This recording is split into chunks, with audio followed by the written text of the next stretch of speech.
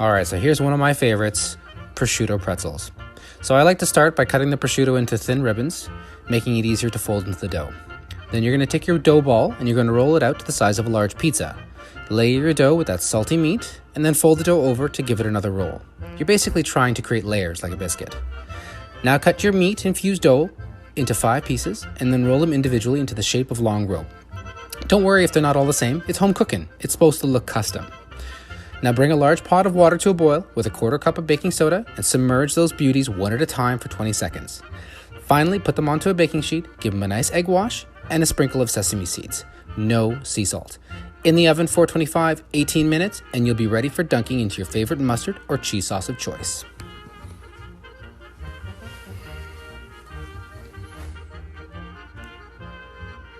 Hey there. Today I want to show you how I make my low and slow roasted drumsticks. It all starts with a dry rub. For this batch I took out the usual teaspoon of cayenne because I wanted to make it kind of kid friendly. But I definitely finish it off with a tangy and creamy ranch dip that's going to keep you coming back for more. I promise you, if you try this method, you'll finally see how you can easily get crispy chicken in the oven if you just wait. Follow me on Instagram for the full recipe. Enjoy.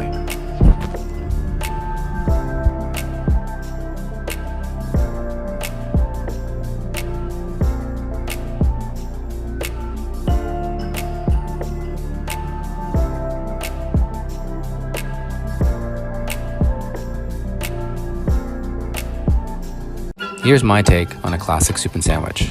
So in a dish, you're going to add tomato, garlic, red onion, red chili, some fresh thyme, olive oil, and of course salt and pepper.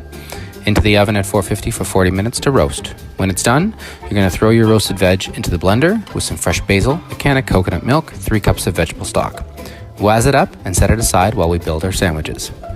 Now this time around, I went with some beautiful calabrese, and I like to get a little creative with my buttered bread, so I've decided to go with some tomato paste. And let me tell you, it's going to take it to Flavor Town. In a cast iron at low to medium heat, starting with some thinly sliced green apples, some mushrooms that were sauteed in butter and thyme, and we're going to finish it off with a heaping handful of Gouda. Cook that for a few minutes on each side, and you're left with a beautiful lunch or dinner that's going to leave you wanting more. Enjoy.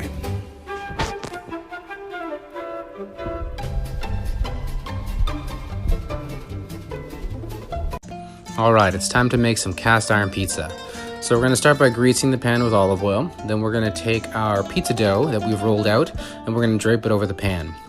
We're going to take our slices of mozzarella cheese and we're going to tuck them on the inside of the pan and then fold over that excess dough to create that cheese stuffed crust. Then we're going to take 2 tablespoons of our marinara sauce and we're going to spread that off on the inside of the pan. Once you've done that, you're going to take a handful of shredded mozz and you're going to spread that all over. Then add your pepperoni or protein or veg of choice. And finally, we're going to drizzle the outsides with a little bit more of olive oil, sprinkle with pepper and salt, and then you're going to throw it on the stove top at a medium to high heat for a few minutes to let the crust start to sizzle. Your oven needs to be preheated at 500 degrees. You're going to cook it for 15 minutes and pull it out and you are done. One of the best pizzas you've ever had. Hello friends, my name is Charlotte. Today we're going to cook bread dough. Rule number 1, if I can do it, you can do it. For my daddy's recipe, we need 4 ingredients. Okay, Dada? The ingredients are flour, salt, water, yeast.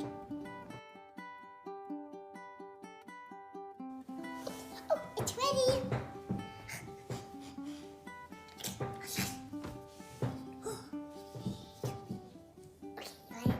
You want to see it? We are going to put flour on our hands and make the dough into a ball.